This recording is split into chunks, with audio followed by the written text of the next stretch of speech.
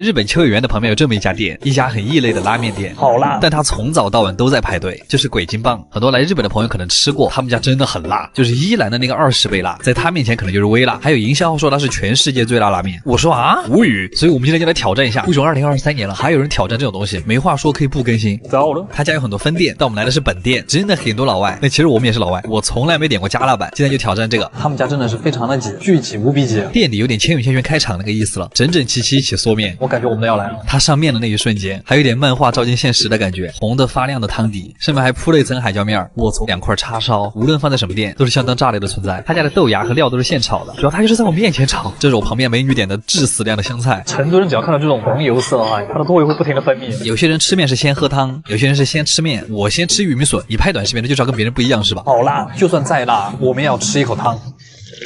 我感觉我喝了一口辣椒粉，它的拉面很粗，再加上汤底很浓稠，所以它每一个面条都挂了很多汤。它那个粘稠的口感其实很像阆中的牛肉面。它是用豚骨和蔬菜一起炖的汤，所以这个汤就是又油又鲜，但是它肉很腻。来个叉烧吧，他家这个叉烧真的很极品，超级的软烂。那个瘦肉保留鲜味感的同时，肥肉的部分你甚至用不到牙齿，因为你嘴巴里的任何一个组织都可以把它挤碎。叉烧无比好吃，因为很辣，所以它真的很入味。不行，我感觉我的鼻涕就和那个布加拉斯瀑布一样。然后我们加了个饭，我才吃了2口，我现在嘴巴已经变成这个样子了。不要问我色号。他家的肉饭也很好吃，是一大块甜卤的叉烧，还是吃这个吧，压碎了有点像卤肉饭。他们家叉烧的调味真的很好，在他们家吃面真的很像吃新疆米粉，很辣但真的很上头，而且它那个黏糊的汤汁又很像东北老式那种麻辣烫。成都人最后的倔强，我的救星来了。对不起，我又在吃饭了。在汤里泡了一会儿的叉烧，每一口下去都能吃到辣汤的味道，辣汤和肥油会同时在你嘴巴里爆开，又让我想起了加了豆瓣的龙江猪脚饭。但我觉得加辣版的叉烧是真的很好吃，因为汤底真的很香，你用它来泡饭，人间美味。汤底的豚骨和蔬菜的香味会被米饭衬托出来，这是面条办不到的事儿。总之他们家真的很好吃，对得起这个名号。但是你不要作死，普通辣或者不加辣就可以了。阿基推荐指数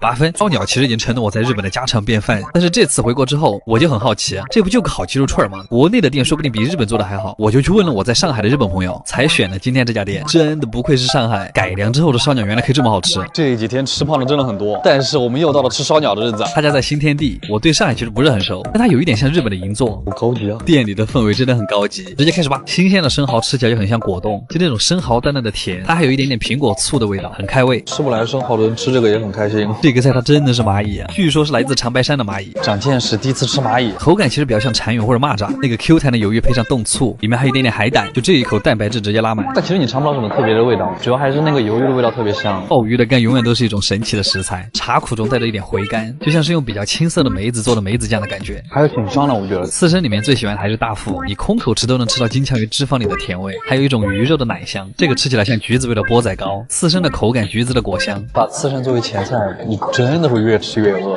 又是第一次见到的吃法，可能是因为鹅肝刮成了粉状，所以鹅肝的味道会更浓。它这块油脂刚刚好的中腹，就像是裹了一层花生酱，吃在嘴里甚至绵绵的。这个菜如果它能给我上2坨就好了。这个像 taco 一样的菜，最下面是鳕鱼皮的薄脆，上面是生牛肉、甜虾、海胆、鱼子酱，加上一点紫苏叶的小花，吃起来就是肉感特别足。下面那个鳕鱼皮特别油香，又特别像东北煎饼里的薄脆，真厉害。然后接下来就是烧鸟了，我怎么感觉比日本还专业啊？非常的夸张。鸡腿肉的梅子酱刷的比较多，虽然盖住了一些炭香，吃得出来芳龄不超过18就出来工作养家。鸽子腿的那个肉的韧劲，就让我想起了第一次吃兔子肉的那种感觉，没啥汁水，那就是嚼起来特别香。它那个肉吃在嘴里面的时候，非常像鹅肉的味道。毫无疑问，我最喜欢的蔬菜的环节，它里面的水煮的真的很好。这个东西在日本卖的很贵，鸡心依然很有嚼头，但是吃起来有点像卤鸡胗的味道，但是它里面还是软嫩的。这个烤虾的味道很厉害，它像是被鸡汤泡过，虾肉里面浸满了鸡皮的精华，嚼起来就是脆糯脆糯的口感，好神奇的味道。内腿肉是最难烤的，这个鸡皮很像北京烤鸭里面单独拿出来蘸白糖的那个部位，咀嚼的时候能清晰感受到鸡汤在往你的喉咙里面灌。它这一块的鸡肉吃起来特别像牛蛙的后腿肉，这串是鸡脚筋连的鸡皮一块烤，里面还有一坨小脆骨，然后是蹄灯，这个是他们家特制的蹄灯，跟别的蹄灯还不太一样。后面的那块肉用的不是卵巢，而是鸡心的边，所以这一串其实很奢侈，因为蹄灯的那个蛋液和鸡心的味道特别配，就是你的牙缝间都是蛋液的味道，你的舌头跟生喉都得到了同等的待遇。这个是一个烤年糕加海苔，咬开年糕中间还有芝士，奶香特别足，其实很像早市上面那种糖饼。最后的主食是和牛海胆饭，就是烤肉盖饭有些时候会很干，但是海胆就刚好弥补了这一点。用蛋液裹满饭粒之后，一定要一勺带着海胆跟和牛，在和牛的脂肪化开之前，先尝到的是海胆加蛋液的味道，然后和牛的油味再会慢慢上来。这个菜特别的扎实，因为它是用的很厚很厚的一粒和和牛肉，这种黏糊糊的拌饭真的很好吃，像是米饭版的东北黏糊麻辣烫。白胆拌饭是真的很好吃。最后的甜品是哈密瓜，但是加了茅台，我没这样吃过。这个跟西瓜上面撒盐是一个道理吗？没有吃过粉菠萝，吃起来有一点百香果的味道，好好吃啊！怪不得粉菠萝卖这么贵。总的来说，现在国内的烧鸟怎么这么厉害？感觉比起日本来说，真的很多创新。阿基推荐指数8.5分，嘎巴样，好撑啊！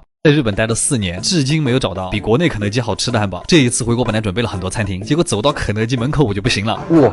很早之前我就想挑战1日3餐都吃肯德基啊，没有人想看这种挑战。总而言之，小时候要拿奖状换的汉堡，今天我们终于可以随便吃了。你好，我在这儿直接点餐可以吗？啊，我想要个那个芝士芝芝嫩牛堡。都说北上广深不相信爱情，但是可以相信汉堡。第一个点的是他们家的新品，它里面加的是车打芝士酱，揭开面包的那一瞬间，你就能闻到芝士浓郁的奶香味，真的不夸张。还是肯德基的味道是最像的，芝士都已经溢出来了，直接来吧。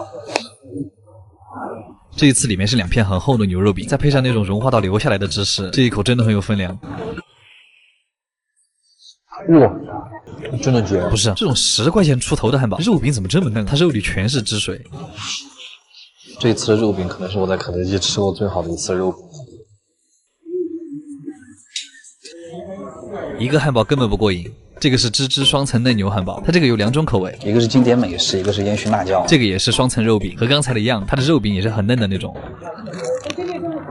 烟熏辣椒味感觉就是它虽然没加培根，但是里面有一股很香的培根味，像是木头烤过的味道。然后经典美式风味里面加的是番茄酱和黄芥末，我真的好喜欢它这个肉饼，所以我晚上又来了，我要来吃它这个3层的芝芝厚牛堡。它这个肉饼是用和牛或者安格斯牛肉做的，我在日本吃了那么多次和牛了，这个足足120克的厚做牛肉饼还是让我很惊讶。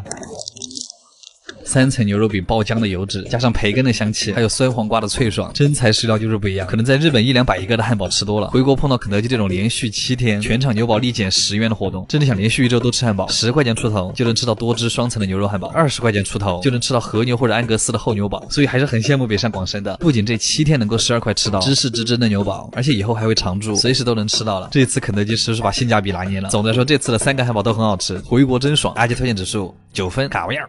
镰仓一个被很多人吹上天的地方，但是我一直很怀疑，它真的和动画里一样吗？